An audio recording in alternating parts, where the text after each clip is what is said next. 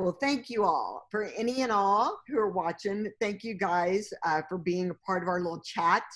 I want to introduce myself in case you're a friend of James's and I don't know you, or as my kids used to call him, Pastor James. And then James can introduce himself to my network. I am Debbie Boyd. I started my faith journey as an adult. I remember I walked in, I visited James's church.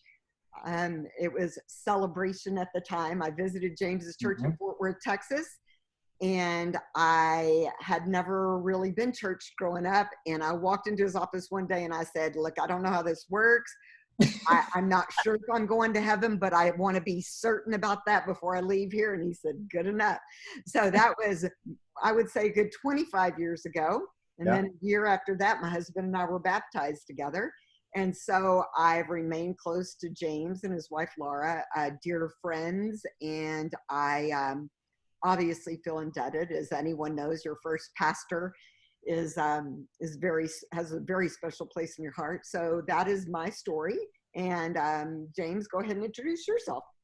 I am the senior pastor. Until about 6 weeks ago, I was the senior pastor of City on the Hill Church, which we started in 1984.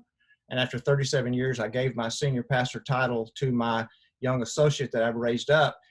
In order to take things off of my plate, I'm now just the teaching pastor. I'm only responsible for Sundays. And the elders have commissioned me to go wherever I need to go and do whatever I need to do to get the Fearless series for women into people's hands, into churches and into ministries. And so we went live with our website just 3 weeks ago. So that's what I'm doing.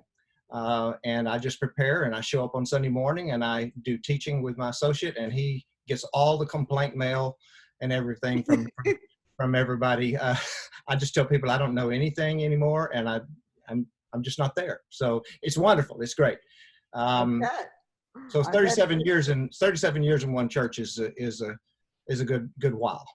Yeah, I bet. But you've done a great job with the church. So anyway, we're gathered here this evening to talk about, I guess, what many would consider a dark topic maybe, but I personally, and I know you probably feel the same, feel so hopeful and excited because I feel like there is, healing available and help available to people that, would have otherwise found that help. And as a woman, I personally know what this topic is about intimately. The isolation is very, very real. Yeah. And I had absolutely no problem believing that the statistics were as staggering as they seem to be, because honestly, for me personally, I would say I know more women that have been impacted by sexual abuse trauma than I know women that haven't. Right. And that's only the women that are talking about it. Yeah. So that doesn't come as any surprise to me at all. But we got to admit, it is kind of an odd, unique, peculiar thing that you as a man have stepped up and produced this series on sexual abuse. So tell me, what inspired you personally to produce a series on sexual abuse for women? Yeah, it is kind of strange. And I tell people all over the country that I wasn't looking to do this. It was just kind of something that happened. And it really should have been a woman that did it, or maybe could have been, but it seems like in God's timing, He just kind of put it in my lap. But I've always been an advocate for women as a pastor. Anybody that knows me for years, I have been an advocate for women. And I think that was birthed in me very early on. In my home, my father was an alcoholic and he was abusive to my mother. And so as a little boy, I kind of took that role of trying to protect my mom, even 5 and 6 years old. And that was just kind of that was birthed in me then. And I had no idea what was going to happen later. But because of that, I've just always kind of felt like, women are givers and men are takers. And that's not a hard rule, but in general, it kind of is. The nurturing aspect of how God has created women sets them up to be taken advantage of often. And men, that aggressive kind of approach to life that a lot of men have, the testosterone, seem to be takers a lot of times. And because of that, my experience in ministry has been that when there's a problem in a marriage, the scales are usually going to tilt as far as on the man not being sensitive to the woman rather than the woman not being sensitive to her husband. So I guess when in 2000, my first book was published, Refuge, and we had transitioned the church in 1992 into what we call a hospital style of church. And that means really being a place where people can talk about the real issues that are going on in their life, addictions or abuse or struggling in their marriage where they didn't have to put on a front, but they could actually get help. And so for 18 years, we'd been practicing that before I wrote about it. And my book, Refuge, was published in 2010. It's the story of the hospital church, the biblical principles, how it works, that kind of thing. And right on the tail end of that, about a year later, I was invited to be one of the presenters on the Conquer series for men, which is a video series that was created by Kingdom Works Public out of Florida, who joined hands with Ted Roberts out of Oregon and the Pure Desire Ministry, and created this thing for Christian men to begin to get the conversation started about pornography. Because we know that's a problem, but the church wasn't dealing with it, and because the church wasn't a safe place, and they just needed a tool. Well, the Conquer series provided that tool. And churches all over America now, men are meeting in Conquer. In fact, I had a call with a pastor today that felt like he knew me because he'd seen me on the Conquer series, for 4 or 5 years, and finally wanted to call and invite me to come and speak at a conference. But so I get these opportunities to speak in churches all over the country, teaching them how to model their church where it can be a safe place. And as I would go to these churches, I would discover that a lot of the churches were helping men in the area of sexual integrity and pornography using the Conquer series, and it's wonderful, but none of them were doing anything for women who were survivors of sexual abuse. And the only reason I was sensitive to that is because we've been doing that work in our church for 30 years. When we transitioned, that was one of the first things we took on. And I have a woman on my staff, that's her entire job. And she was one of the first women to experience the healing process in our church from her own abuse. And now she's on my staff helping women. So I was aware, of how prevalent it was. And I just knew that the Christian women needed a safe place and a safe tool to get the conversation started. So I kind of styled it after how the Conquer series was done, with these videos and testimonies and interviewing professionals and that kind of thing. And it just, just happened. It's crazy. I went to my elders and I said, guys, I need to do this because there's not a tool out there. And I said, I need a big budget. And I gave them a number, and I'm not even going to tell what the number was, but it was many tens of thousands of dollars to do this. And at the time I had no clue what it was going to cost. And they granted it. I hired a young filmmaker who's in my church. He's 27 years old. He's a genius, a young man behind a camera, and put together a team. I knew some women around the country, Shannon Etheridge and some other women who were very well known, who are also survivors and helping women. And just before we knew it, we were flying around the country with the production team, interviewing. And when we got it all done, the editing process took place. And I knew the 5 topics that really needed to be covered because of the work that we'd been doing here. And so the first one is about the prevalence of sexual abuse, because that is a question in people's mind. How often does this really happen? The second video is about the problems that can present themselves in a woman's life as a result of that, devastation often. Third is why this ministry should be a priority for the church. I mean, you think about it, over half of Sunday morning attendance in typical churches is women. And if a minimum of 1 out of 3 of those that are there have experienced sexual abuse, this is something the church needs to be involved in. This is work that we need to be involved in ministering to these Christ followers from this traumatic event that most of them have never told anybody about and gotten any help with. And then the fourth is about prevention. How can we talk to our children so that they have the kind of terminology that they can use to come back and tell us as parents if something is going on that's wrong, and in the church and in the community. And then the last one we did with the fifth is about the process of healing. What does that look like? What's a pathway to healing? And all of the women that I interviewed on this are themselves, they're survivors. So they've experienced abuse. They've been through that difficult process. And now they're professionals helping other women. So they could paint a very clear picture from a personal experience, but also now from a professional experience about what healing looks like. And so we finished it out with that. And the way it's styled is to I may be getting ahead of you here, Debbie, but No, the well, the way it's styled is it's 5 weeks, about 25 minutes on each video. And after the video, the women go into a small group discussion for about an hour after each video. And that's where the gold is, because that's where women then begin to tell their stories for the first time. At the end of that 5 weeks, for those who actually have told the story of abuse, then there's a follow-up group that goes where only those who have experienced it go into for a deeper experience of healing with other women who have had the like experience. And I wanted to style it in such a way where it was this big, safe, open door for women in a church to come to the Fearless Series for Women. They didn't need to raise their hand and say, yes, I've been sexually abused, I need help. It's just for women. It's for all the women in the church. And then they get that opportunity after that to go into a deeper experience with other survivors, led by a qualified, trained facilitator.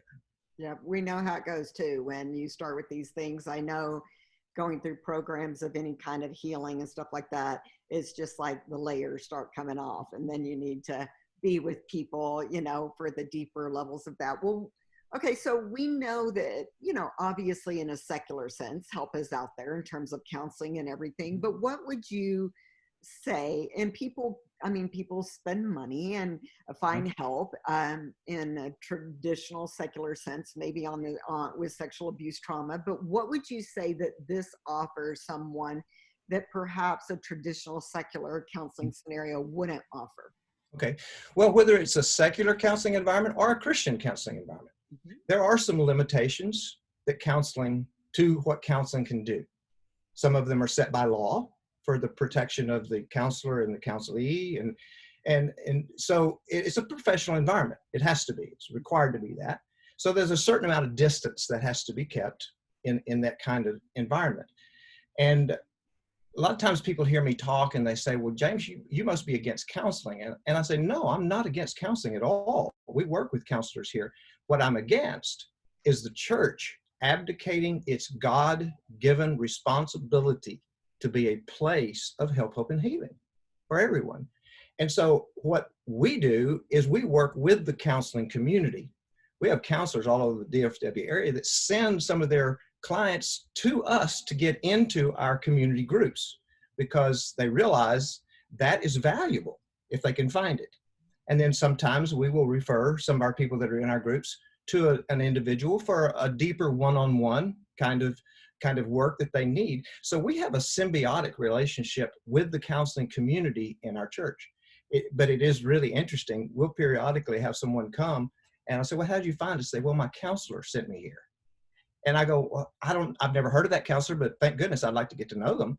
And so that's really kind of cool when the counseling community sees the church as a partner, because see, we've got tools that they don't have. Yeah. We have community. Yeah. In a counseling, it's a professional environment.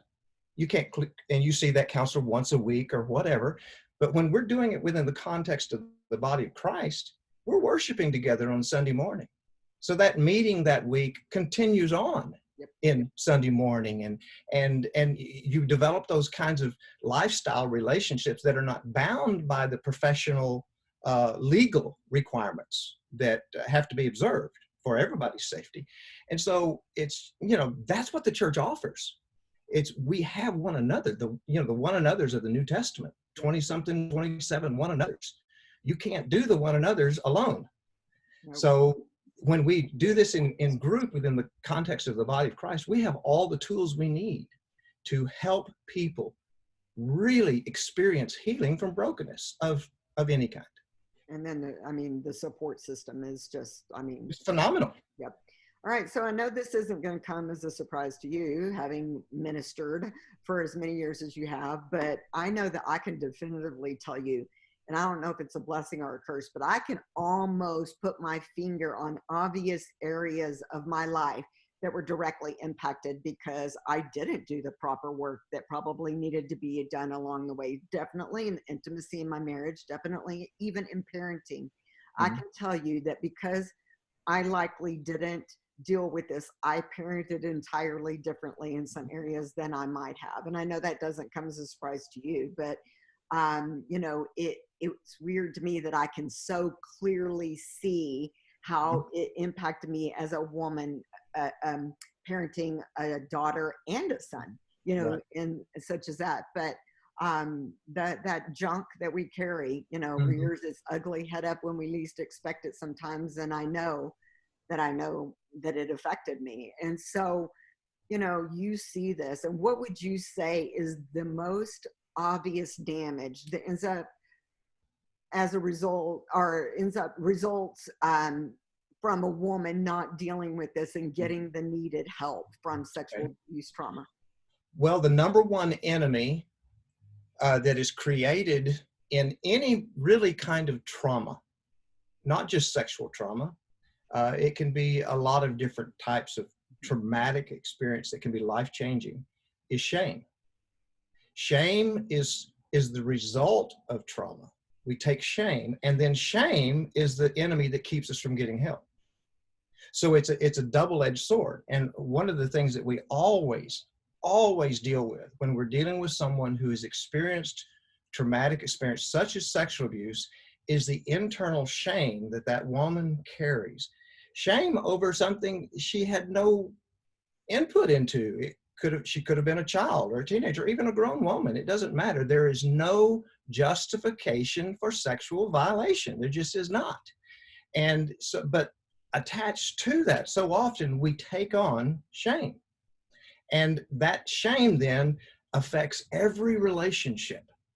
Sometimes women respond to shame, or any of us respond to shame by withdrawing within ourselves.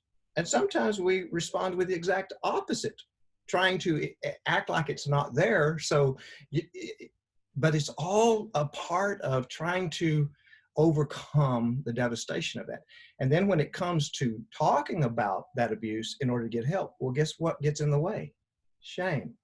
Shame is always there to say, no, you can't do this. They won't accept you anymore. They'll reject you. You'll be judged, all those things.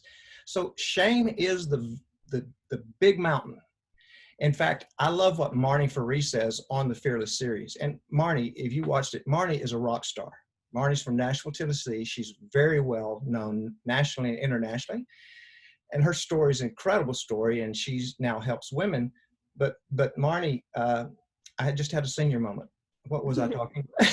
You said, I love what Marnie said. Oh yeah, okay. Love what Marnie said. She said, women need to tell their story. Tell your story. Tell your story. I love to watch. I can see her saying this. Write it down. Journal it. Tell it to your neighbor. Tell it every chance you get. Because she said, every time you tell your story, you strip it of some of its shame. The chains come off. The chain, because every time I tell it, then I'm less afraid of it. But as long as I'm holding that secret in, I'm scared to death of it. Mm-hmm. And so that is one of in my workbook that I wrote for the follow-up afterwards. That's one of the main chapters in that is addressing the issue of shame. And quite frankly, the reason women are silent, there's several reasons why they're silent in church about it. Some of them have to do with the church, obviously, but a lot of them just have to do with the fact that I just want these people, I don't want them to think bad of me. Mm-hmm. And I think bad of me. So if they really know, they'll also think bad of me, Yep. which is not true. Yep. But I it's a know lot. for me personally, it was that number one, I just don't want to dig up the stuff. I Correct. don't want, I'm a new person in Christ, and I don't Mhm. want to dig up that. And I don't want it to be an excuse. I don't want to lean on it. I mean, it's just like all the junk, all the wrong things, is what, just like, let bygones be bygones. That was a different era in my life, but it is so obvious where it impacted me. And so, all right. So I asked you this question a while back because I want to help get this out there, because Uh-huh. not because it might have started as a favor to you. Now it's that I Right. understand. And I said, ministry people, pastors especially, are being pulled 1,000 different directions, and the world is noisy. And albeit worthy noise and Mhm. and worthwhile petitions of the pastor, everybody's overworked in ministry, and so my question to you, and I just want you to share that, is like, tell me, if I walked into your door today as a pastor of a church for as many years as you've been doing this, what could I say in terms of how relevant this is that Mhm. would get your attention and would at least have you open your mind to possibly taking on Okay. one more thing, because that's Okay. what it is, for your members of Right. your program or your church. Okay. And that's a very good question. And it's one that probably only a pastor could really give you the answer to, because everybody is overworked, but it looks different in each particular professional field. And the ministry is somewhat unique because it's a volunteer organization. And so, you know, you don't have a paycheck to motivate people with. You're not paying them. They have to be motivated with the importance of what it is. And so a much of a pastor's time and energy is seeking how we can just get enough people to lead the ministries that are already in place. And then someone comes along with a new one and you go, I've already got enough that I can't say, grace over, and you're wanting to dump this thing about sexual abuse of women on my desk? So you look at it from a pastor's perspective, he's going to be, I can't handle this. So when women ask me that question, and you're not the first one to ask it, when women ask that question, I say, first of all, in trying to get the Fearless series out there, I am bypassing pastors for that very reason. Well, that one and one more. They're dudes. Most pastors are guys. So they don't get it. They honestly don't get it about sexual abuse. And that's not an indictment on them. It's just that men don't understand it any more than women understand why a husband might be enticed by pornography. Okay. So they just don't get it. So that's the first problem. The second problem is it's a very personal subject. And there still is kind of a Victorian mindset within the Christian community in many places.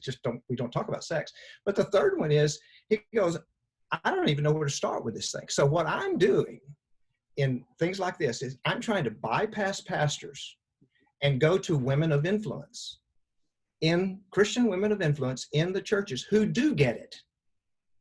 Even if she's not been abused, she gets it from just being a woman. She's heard enough stories, that kind of thing. So to help them understand what this is and let them go then to their pastor and say, Pastor, 1 out of 3 minimum women in our church have experienced some form of overt sexual abuse, and they've never gotten help for it. And it impacts them in every way. Pastor, we have to do this. No is no longer an acceptable answer. And here is a safe tool that we can use. This is after the woman's watched it, she's vetted it, she could say that confidently. Here is a tool, Pastor. We, the women of this church, will take this on. You won't have to. You can't do it. This is going to be women ministering to women. Just like in pornography, men have to minister to men. So we don't expect you to get involved in it. We just need your support. We need your vocalization. The church family needs to know you are behind this and believe in this. And then we will get it done. Now that would catch my attention as a pastor. You've given me a problem that you're convicted about. You're already a person who has respect. You're already a woman of influence in the church. So I'm going to listen to you. And you're not dumping it on my desk. You're not saying, I want to add one more burden to what you have to oversee. I'm saying, Pastor, you will not have to oversee it. We don't want you to. Yep. Makes sense to me. We need you to give it visibility from the pulpit. We need you to talk about this subject, and you need to give us your backing. Yep. Because if it's not backed from the pulpit, it's not going to go through the people. I know that certainly is the approach, because you told me that I'm taking is like, look, I have a problem that's relevant. It's not being talked about. I have, what I believe will help to be a solution with the work already being done for it. Mhm. Like that, is just how I'm approaching people I know. So that kind of brings me to the last closing question. As a woman, and knowing even what I know from other women, and at the risk of sounding cliche, this ought to be a no-brainer. But we know that, like I said, it's a noisy world out there, people being pulled 1,000 different directors, but we're not going to raise up women in the church to be the best women and nurturers and mothers and wives and friends that they can be if we're not offering the hope and healing that comes with this kind of thing. So even knowing that, it still isn't always that easy to get your foot in the door and get the doors open, get people to hear you. So in closing, just tell me, what are the obstacles that you have personally faced in getting this Fearless series out there and implemented in churches and church ministry programs? Okay. I'll put a simple statement and then I'll kind of elucidate a little bit. We have to break the code of silence. Okay. Now, what I mean by that is that there is a code of silence around this particular topic. There are many of them there, but we're talking about this particular one. And here's where it starts. First of all, the senior leaders from the pulpit that are communicating weekly the vision and the ministry of the church and teaching God's word are not being vocal about this subject. That's got to happen. The senior leader has got to be the communicator to the church at large. Folks, this is a plague, not only in our culture, but within the body of Christ. Women have experienced this. The Me Too movement has gotten our culture talking about it, okay? And that's wonderful. There's some problems with the Me Too, but the one great thing that they've done is they've gotten it where women feel empowered to come out and talk about it. That's not happened in the church. We should be the tip of the spear. We shouldn't be led by culture. We ought to be leading culture. So leaders have got to get educated as much as they can. Second, here's another problem of silence. Women who have not experienced this don't have a clue of how prevalent it is. They know it happens, but most women you talk to who've not experienced sexual abuse would be shocked to believe, they would have a hard time believing that minimum 1 out of 3 women in that church on Sunday morning have experienced some kind of overt sexual abuse at some time in their life. Marnie Free talks about when she speaks to a group of women, she goes 1, 2, 3, has a number, and then she has number 3 all stand up, and she says that gives you a visual representation of the prevalence of sexual abuse in our culture. That's a pretty powerful picture right there. But so those women who have not experienced it are not passionate about the ministry because they themselves are not really aware. So they're silent. So you got the senior leaders silent, not talking about it. You've got women who haven't experienced it that are not talking about it. And then the women who have experienced it, they're not talking about it because of shame. In fact, most of them, before they get help, have the feeling, I'm the only one. I mean, I've heard that for 30 years from women who came to our church, got into this process, and were shocked to find out how many other women had had this experience because they weren't talking about it. And so other women weren't talking about it. So women who had not experienced it weren't talking about it. Women who had experienced it were not talking about it. Senior leaders in the church are not talking about it. There is this code of silence that has surrounded this subject. And when we start talking about it in the church, women come out of the woodwork to get help. When they believe that there's something there that's going to help them, and they believe it's safe, that they're not going to be blamed, they're not going to be shamed, and they're going to be believed. And they can come at their own pace. They can talk. That's the part of the healing. And I know that there's the whole chapter that deals with how much this involves trust. Because like I said, we all have our own reasons for not talking about it, but we're all pretty naive to think it's not taking its toll on us. All right. Well, James, that's, helpful for anyone who might be listening. For those who are listening, if you know people in ministry where we could just have this conversation or share this particular post or video or what have you, please do so. Because like James said, like we talked about, you know, the shock would be how prevalent it really is. Now, it's not a matter of if, it's a matter of how prevalent is it, and we're not addressing it. And if there Well, is, and all of the counselors and people on this said, we are only getting the tip of the iceberg on the statistics. Marnie Faree, you know, talked about the fact that it is the most underreported crime in America. And I uh, believe, because she was saying, because it's also the definer is the one that is defining what sexual abuse is. See, it could be something as simple as, you know, an mhm, encounter at a club one night, all the way to some of the most egregious things we've ever heard of, you know, absolutely, but women are affected at every every level. stage of that range of sexual abuse, if you want to call it that. And when the definers are in control, like in my situation, the authorities were in control of defining if this was Right. really a problem or not. So the abuse is like stacked on top of the abuse sometimes, as you know, as you wrote about, in fact.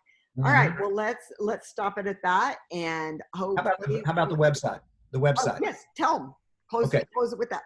We have a website. The videos are streamable from our website. We made it that way so it's convenient, and we don't sell them. They're rented so that the cost is very minimal. It is FS and then the number 4 women. I'll put it in the There's, comments too. yeah, okay, .com. And there's some training on there for churches that have never done these groups, train their facilitators so they know how to lead these kind of groups. There's a 15-minute video on there of me explaining exactly how the series is supposed to work. The study guide and the workbook that I wrote are there. And so pretty much everything you need to know, we made that website where it would be comprehensive enough to really understand it. And my email is there, so I welcome any emails. I will respond to those. I carry my phone with me everywhere I go. It's my third arm, and I respond to emails all day long. So I would love to hear from anyone Okay. Well, with James, questions. thank you. Thank you for doing the series. Thank you for doing what you do best. And I thank the whole team for, you know, putting this together. I was blown away by the quality. It's not just the content, it's the quality of how well it's done, how relevant and current it felt. And I know it's going to help a lot of people. And I'm glad to be a part of doing that. So Thank you, Debbie. good night. Appreciate And you. I'm sure we'll be talking soon. We All right, will. bye. Bye bye.